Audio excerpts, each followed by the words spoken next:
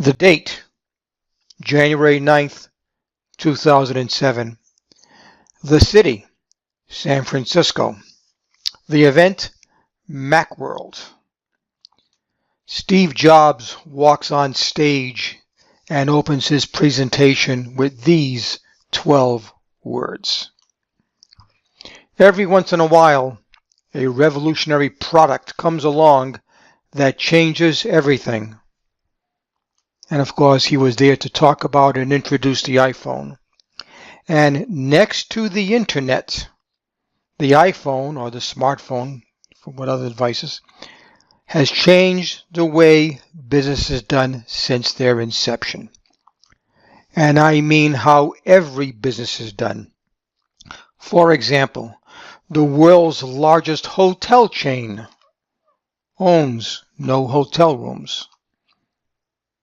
The world's largest taxi company owns no cars. The world's largest retail operation owns no inventory. Yeah, I'm talking about Airbnb, Uber, and Alibaba, who have grown their businesses with the internet and with the invention of the iPhone and the smartphone. So what does this mean to you if you are thinking of starting a business or growing a business? Well, for the last 3.5 years, I've participated in a podcast called 101 Small Business Mastermind. As a matter of fact, we just completed our 100th podcast last week. And for 95 of those podcasts, I have talked about a person who has done extraordinary things in the business world. Now, these people weren't the Steve Jobs, Bill Gates, or Jeff Bezos of the world. Everybody knows their story. The people I talked about, each of the 95 of them, were people that could be your next door neighbor. People that would stand in front of you or in line with you at your coffee shop or the checkout counter at your supermarket or sitting at a table next to you at your local restaurant. Good people, great people, everyday people who did extraordinary things. Pictured here are 20 of my 95 people. Some people call them celebrities, superstars, millionaires. I don't know if they like that name or not. I have a special name for them. I call them the luminaries. Why luminary? Because if we study their story, what they did and how they did it, they can shine a light on a pathway for the rest of us to do it. And I became obsessed with that concept. How did these 95 people make millions when 99% of the people who try this don't even make thousands? So I did some research. I put together spreadsheets and analysis, and I read and I watched and I just did all sorts of analysis and research. And here's what happened. What did I learn from my research?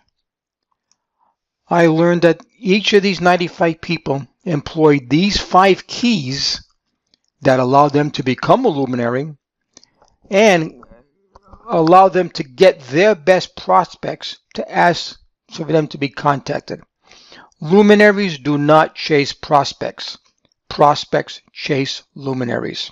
So what are those 5 keys? Key number 1. Each of these 95 luminaries followed a specific flow. I'll share that flow with you. Each of these 95 luminaries did not accept a popular myth which allowed them to do what they did. I'll share that myth with you. Each of these 95 luminaries solved a problem. I'll show you the problem they solved. Each of these 95 luminaries followed a specific process to come up with a solution to that problem. I'll share that process with you. And each of these 95 luminaries lived a specific mindset. 3 things in particular. I'll share those 3 things with you. Okay, Frank, so where do we start? Well, we start with the flow. I call it follow the flow. The flow has 3 specific boxes in a specific order. First box, get disrupted, then you get discovered, then you get desired. I just finished reading a book by Jay Samit, S-A-M-I-T, called Disrupt You. And in it, he says in so many words, you cannot change your world, your business world, I guess, until you change you. These 95 luminaries went for a specific change. They disrupted themselves before they could go out and do their disruption to their industry. Let me give you an example. And we'll start with box number 1. I call it the unapologetic box. First, it was Emily Nunez Cavness. Emily Nunez Cavness is very proud of a number of things, but I identified 4 things she is particularly proud about. Number 1, Emily is proud that she was raised in a military family. Her dad was an instructor at West Point Academy. Emily was proud that she joined the Army and served a tour of duty in Afghanistan. Emily is proud that she and her sister Betsy started a company called Sword and Plow that transforms military surplus into stylish bags. And Emily is especially proud that Sword and Plow hires returning veterans. Emily Nunez Cavness is unapologetically proud of who she is and what she believes in. Next, Stacy Brown. When Stacy Brown needed to support her 3 young children after her divorce, Stacy turned her obsession with chicken salad, you heard me right, chicken salad, into a string of successful restaurants called Chicken Salad Chick. Stacy Brown is unapologetically obsessed with chicken salad. Then there's Amber Blonigan. Amber Blonigan, a financial advisor, was disappointed with the auto repair shops she had to deal with when she had to get her BMW serviced. And thinking about it, Amber was convinced that the people who own exotic and luxury cars, she calls them VIPs, that these VIPs were hungry for an auto repair shop that acted more like a Ritz-Carlton than the dirty, surly auto repair shops around the corner. So Amber started a company called GI Automotive Group that did just that. Amber Blonigan is unapologetically convinced that her visions of a Ritz-Carlton-like auto repair shop was exactly what VIPs wanted. Let's go to box number 2, the unforgettable box. Let me tell you the story about Wambi Rose. Wambi Rose, a trained naval architect and engineer, was still looking for what he wanted to do the rest of his life when, on a school business trip to Vietnam, Wambi met a street vendor in Ho Chi Minh City. This street vendor was displaying incredible handcrafted 3D pop-up paper cards. Wambi looked at that and saw the potential immediately. So Wambi returned to the U.S. and with some of his friends started a company called Love Pop Cards to disrupt the $8 billion greeting card industry. Wambi Rose is unforgettably different because of his pop-up cards in the greeting card industry. Let me tell you about Caitlin Gleason. Caitlin Gleason couldn't believe that thousands of doctors had millions and millions of dollars tied up in receivables because they and their staff had a problem complying with the regulations and the input requirements for something called X12 EDI. If you don't comply with X12 EDI, you don't get paid. So Caitlin created a company called Eligible that handled the X12 EDI situation. Caitlin Gleason is unforgettably focused on solving the X12 EDI problem. Then there's Kimra Luna. Kimra was disappointed to learn that most online business training programs teach you what to do to be successful, but not how to do it. So Kimra created a program called Be True, Brand You that teaches exactly what to do and how to do it to be successful with an online business. Kimra Luna is unforgettably intriguing with her online business training program. Let's go to box number 3. I'll tell you about Alexa von Tobel. As a student at Harvard University, Alexa von Tobel was disappointed that she could not find any courses that would teach her the basics of financial literacy. And she knew that many in her age bracket knew nothing about financial literacy and would appreciate and value these courses. So Alexa created a company called LearnVest that does just that. Alexa von Tobel is irresistibly empathetic with people struggling with financial literacy. Then there's the story of Naomi Dunford. While living at a homeless shelter with her 2 children, Naomi Dunford realized that too many small businesses who could not afford a marketing department had nowhere to go to get marketing expertise. So Naomi took the knowledge that she learned from her parents and her grandfather and created a company called IttyBiz that does just that. Naomi Dunford is irresistibly insightful with her small business marketing knowledge. And then there's the story of Jen Rosenbaum. Jen Rosenbaum loved taking pictures of her daughter and then of weddings. Not only did it make Jen feel good to express her creativity with her photography, but she got so much pleasure out of seeing the joy that her photos brought to her clients. Well, Jen wanted to spread the joy of her photos to those who needed it the most, specifically women who needed an extra boost to make them feel special and feel beautiful.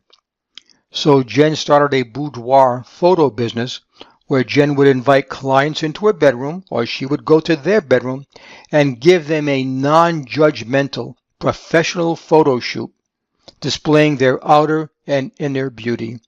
It was so well received by her clients that the photo shoots were called Jen Therapy. Jen Rosenbaum is irresistibly trustworthy in the personal photography industry. Get disrupted, then get discovered, then get desired, and then you'll get paid your true value, not just for your time. Okay, Frank, so what specifically prevents people from becoming what you call luminaries? Well, there's a specific myth that is stopping people from doing this. Let me share this myth with you. Many people you know who are starting a business or want to grow a business do one of these 3 things. They try to make their product or service better than what the competition does. Okay? Or they say, hey, we do what the competition does, but we do it cheaper. Come buy from us. Or the 3rd thing was, I do what the competition does, but I do it faster than anybody else. Better, cheaper, faster, 1, 2, or 3, whatever. Everybody does the same marketing. What happens is you become noise and your prospects ignore you because you sound just like everybody else. My 95 luminaries took a different tack. They said, I no longer follow that myth. Here's what they do. You see all those people over there in that box that are competing on better, faster, cheaper?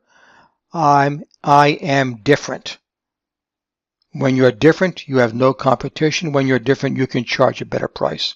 Matter of fact, many of my 95 luminaries charge more than the people in their industry. When you are different and you are unforgettable and you are irresistible, people are excited and can't wait to talk to you. That's why prospects chase luminaries. Okay, Frank, so where do I find a place for me to become a luminary? Where do I find the problems? Well, you look all around you, and I'll give you 3 examples of people who did just that. 3 of my luminaries. Luminary number 1 is Ollie Webb. Ollie Webb was an out-of-work hairdresser who was a stay-at-home mom, and she discovered that most women, before attending a special occasion, they just wanted a blow dry, but they did not want the hassle of making an appointment, driving to the hair salon, getting it done, and coming back. It was too much hassle. So to solve this problem, Ollie started a mobile blow dry business where she would go to the client's home and give them a professional blow dry. Well, this mobile blow dry business grew so much that Ollie had to open a blow dry only shop, which she called Dry Bar, where women would come in, get their professional blow dry, and leave looking fabulous and confident. Today, there are 92 Dry Bar locations throughout the U.S. Ollie Webb solved the problem. The problem is, how can I get a convenient professional blow dry? That's what Ollie does. Then there's Kara Golden. Kara Golden was a stay-at-home mom, and she had a terrible time getting her kids to drink water instead of that sugary soda that they devoured and were addicted to. And why did the kids not want the water? Because they said, "Mom, water is boring and it doesn't taste good." So Kara took the water at home and started infusing the water with fresh fruit slices, and her kids loved the taste and stopped drinking soda. But then they gave some of this flavored water to their buddies in the neighborhood, and it wasn't too long, but Kara got so many phone calls from neighborhood moms asking where they could buy this fruit-flavored water that her kids wanted so badly. So Kara started a company called Hint Water that is now being sold throughout the U.S. Kara solved this problem. "Mom, water is boring and doesn't taste good," with her Hint Water. Then there's Brian Scudamore. I love this story.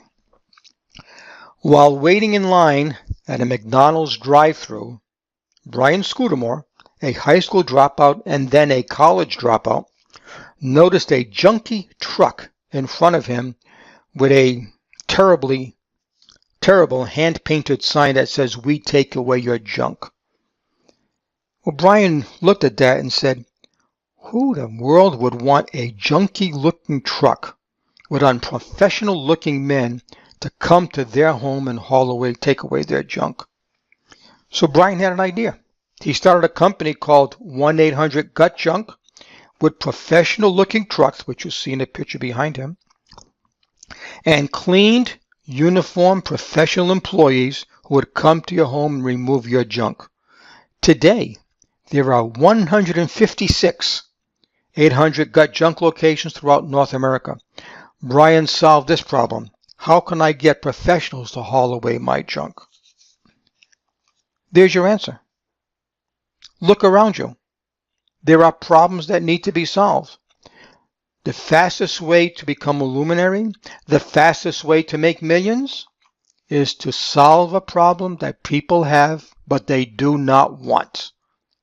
Look around, they're all around you. Oh, wow. Okay, Frank. So how do I find a solution? Well, that's another thing that came out of my research. My 95 luminaries had a specific process to do this, and let me share this with you. Once you find a problem that needs to be solved because people don't want it anymore, the first thing to do is called imagine. Imagine how you would solve this problem. And the beautiful thing about imagining, it costs you nothing. You can do it right after the end of this video. And with imagination, there are no rules, there are no restrictions. The only restriction is your imagination. What if we could do this? What if we no longer have to follow this old rule? What if the iPhone changed everything about this problem? What if, what if, what if? Once you got a bunch of what ifs in your mind, then you go to step number 2, which is the creation process. Start taking those what ifs, sort them out, and pick the 5, 10, 25, whatever that you think will work. And you, in your mind, you test them out. Will this work? What are the problems? What are the obstacles? Can this work? Will it be accepted? You go through all of your things and be prepared, because most of them will not work. All you need is one. Let me give you an example of a story that everybody talks about. It was Thomas Edison. Thomas Edison did not wake up one morning and said, I'm going to go downstairs and invent an incandescent light bulb. Now, he did the imagine what ifs, and then he did the creation. And rumor has it, or history says, that Thomas Edison had 10,000 failures before 10,001 worked. Now, hopefully you won't have 10,000 failures. But yeah, 520 failures, 25 failures, whatever it is. Do what Thomas Edison did. Learn from each failure and go on to the next one. When you finally found one you think will work, now you are ready to innovate and do your hint water, do your dry bar, do your LearnVest, do your thing like each of my 95 luminaries did. Okay, Frank, you said that all luminaries have something in common. You said something called a mindset. Yeah, they do. And this really separates them from the rest of us. Let me share with you the 3 facets of their mindset that make luminaries who they are. Number 1, luminaries do not set realistic goals. Luminaries set unrealistic goals. Not impossible goal, unrealistic goal. I'll give you an example when I get to number 3. Luminaries realize that they're going to fail sometimes. Some things are just not going to work. Luminaries get up quickly and start the next process, the next item, the next what if. Luminaries do not sit back after failure and say, oh, wow, this ain't going to work. I'm going to take a month off to regroup. Imagine if Thomas Edison took a month off every time he failed. We'd probably still be in darkness today. Arise the fastest. But here's the key one.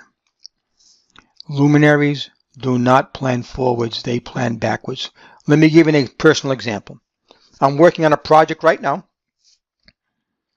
And my original plan was I wanted to get it going, and I wanted to get to where this project would bring in $100,000 a year. And I started where I was, and I said, let me plan forward, and what am I going to have to do between now until I reach $100,000 a year? And that was my plan. Then I went back, and I went to step number 1 here, and I said, let me set an unrealistic goal. Instead of $100,000 a year, I want to make $100,000 a month. Wow. Not impossible. Unrealistic? Yeah, I thought so. And I knew I was going to fail. But I was going to fail no matter which plan I did, but I would eventually succeed. But then I did the plan backwards. Instead of starting where I was, I started at the $100,000 a month goal, and I worked my way backwards, and I compared this plan to the original plan, and it blew me away. The amount of effort, according to each of these separate plans, to do $100,000 a month versus $100,000 a year is not that much different. Why not go with a $100,000 a month plan? So there you have it. Those are the 5 keys to become a luminary, and hopefully you can reach $1 million, and hopefully I can learn from you as well.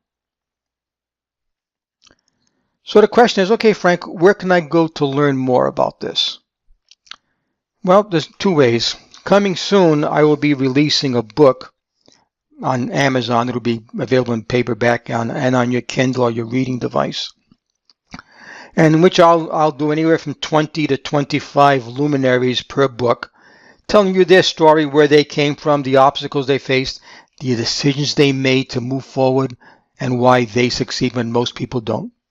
And the book will be as current as the last time it was published. But I'm also going to create a community on the internet, which will be as current as the last time somebody hit the enter key. And I'm going to talk about all these stories as well, and the lessons. I'm going to give you detailed instructions, a la Kimra Luna, that shows you exactly what to do to achieve the goals that you want to go. And it'll be a community where we can share with each other. And the title of the book and the title of the internet community will be the same. It'll be called Why They Make Millions and You Don't. So if you know someone who is thinking of starting a business or growing your business, share this video with them. They may get something out of it. Have a comment? Leave a comment below. I'd love to get back to you with my reaction to your comment. And if you like, subscribe to this channel, and I'll notify you this next time the next video comes out. And I hope to see you on the other side.